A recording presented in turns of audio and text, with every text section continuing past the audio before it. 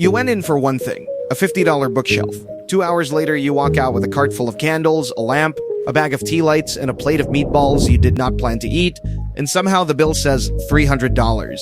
You think you just overspent at a furniture store? You did not. You walk through a machine, and the machine does not announce itself. You cannot feel it working. You only notice it later when you look at the receipt, because IKEA is barely a furniture company. The flat-packed box you came for is the cheapest, least profitable thing in the entire building. The real business is hidden in plain sight, in the land under your feet, in the loan they will happily give you, and in a foundation on the other side of Europe that was built so this company can never be taxed and never be sold. The furniture is the bait, the store is the trap. By the end of this video, you will see the three businesses hiding behind the blue and yellow box. A real estate empire that owns the ground you are standing on. A bank that wants to lend you the money to buy the kitchen. And a foundation wrapped around a second foundation that turns a beloved Swedish brand into one of the most tax-efficient structures on the planet. And at the center of it, a famously frugal old man who built a fortune so well hidden, he may have owned almost none of it.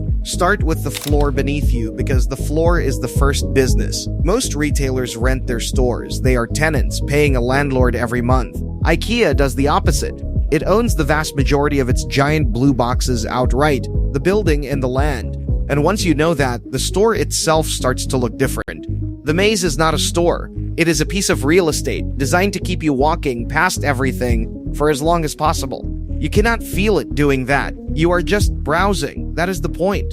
The meatballs are not a snack. A former head of IKEA Food called them the best sofa seller they have, because a fed customer stays longer and buys more. But the building you are standing in is the smallest piece of it.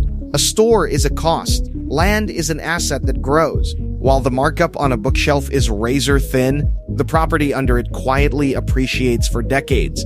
And IKEA does not just own its own stores, it owns the shopping centers around them.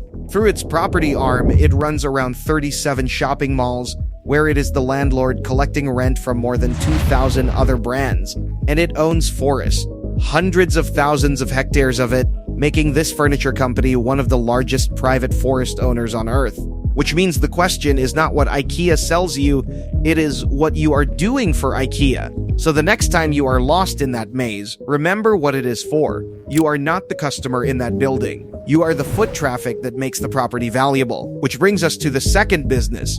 Because once they have you inside, walking past that $3,000 kitchen, there is one thing standing between you and the purchase: money. So IKEA decided to handle that too. In 2024, IKEA did something a furniture company has no obvious reason to do. It bought a bank. It took full control of Econo Bank, a licensed Swedish bank that by no coincidence was founded by the same family that founded IKEA. And the reason was stated almost too honestly. One headline put it perfectly. The chief executive, it said, has his eye on IKEA shoppers' wallets. With its own bank, IKEA can offer you the store card, the financing, the interest-free installments that turn a kitchen you cannot afford into a kitchen you can. It is the oldest trick in the car dealership playbook. Do not just sell the product. Lend the customer the money to buy a bigger one and earn on the loan all the way back. And sitting on top of it all is the loyalty program IKEA Family, with more than 200 million members, quietly handing the company a map of exactly what every one of them buys. And now the cleverest layer of all, the one that is not in any store because it lives in a foundation in the Netherlands and another one in Liechtenstein. Here is a question that sounds simple but is not. Who owns IKEA? The answer is almost nobody can. The company is owned by a Dutch foundation. Think of it as a vault with no door. The founder created it in 1982 with two goals in mind. The first was to make IKEA impossible to take over or break apart. A foundation has no shareholders to buy out, so no rival, no raider, no stock market can ever seize it. The second goal was tax. The Economist, in a famous investigation, concluded that the whole arrangement, in its words, minimizes tax and disclosure, handsomely rewards the founding family, and makes IKEA immune to a takeover. It called the foundation one of the wealthiest charities in the world, and also one of the least generous. But the structure has a second half, and this is where the money really moves. The IKEA stores are one company. The IKEA brand, the name, the concept, the trademark, is owned by a completely separate entity, controlled by the family through a foundation in Liechtenstein, and every single IKEA store on Earth, including the ones IKEA itself owns, has to pay that entity a royalty. 3% of all of its sales, forever. Think about what that means. 3% of 40 billion euros of furniture every year quietly flowing out of the stores and toward a foundation in one of the lowest tax corners of Europe. For years, that money was routed through the Netherlands and Luxembourg on its way there, taxed at almost nothing. It got so aggressive that the European Union opened a formal investigation into whether it was illegal. That case is still open today. So how does one man build a machine this elaborate? For that, meet Ingvar Kamprad, and the strangest rich man you will ever hear about.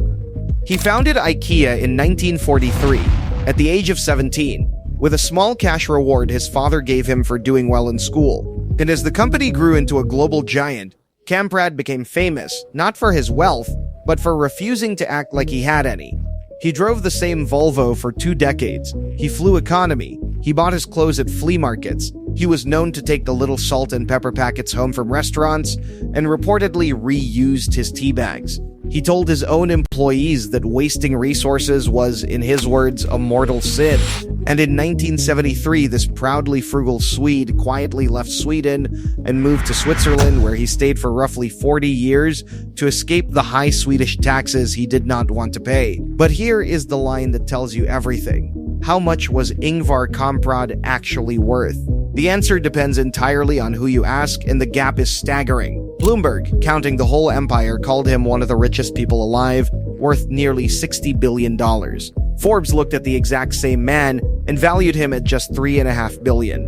Why the enormous difference? Because Forbes decided that legally he could not actually own the foundations he had built. The billions belonged to the structure, not to him. The man who created one of the largest fortunes in the history of retail may, on paper, have personally owned almost none of it. He had built the perfect machine, a company that could not be taxed, could not be bought, and in a strange way could not even truly be owned. He died in 2018. The machine he built did not notice. So if the machine is this perfect, what could possibly threaten it? And this is where the smart money stops admiring the meatballs and starts reading the tax filings. The cracks are real. The world's governments have finally noticed structures exactly like this one. A new global minimum tax is being rolled out specifically to stop profits from vanishing into zero tax foundations, and IKEA's brand company is now caught in its first year of it. The European investigation still hangs over the whole arrangement.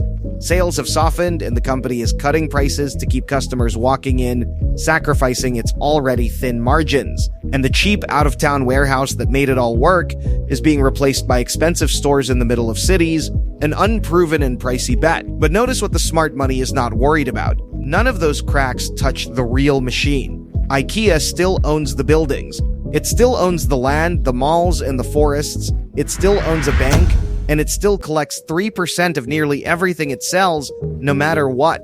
A higher tax bill is a cost. It is not a cure. The most likely ending here is not the fall of IKEA.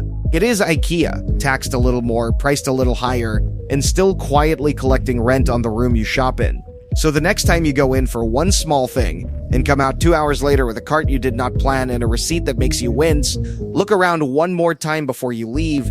You were never really in a furniture store. You were standing inside a real estate empire being offered a loan, inside a structure built so the man who made it could keep almost all of it and be taxed on almost none of it. So here is the only question that actually matters. Now that you can see the whole machine, the landlord, the bank, and the foundation, all hiding behind a flat-pack box, what do you do the next time that big blue building appears on the horizon? Do you finally see it for what it is and drive past? Or do you pull in anyway for just one small thing and walk the maze all over again? Be honest. Tell me in the comments. I genuinely want to know.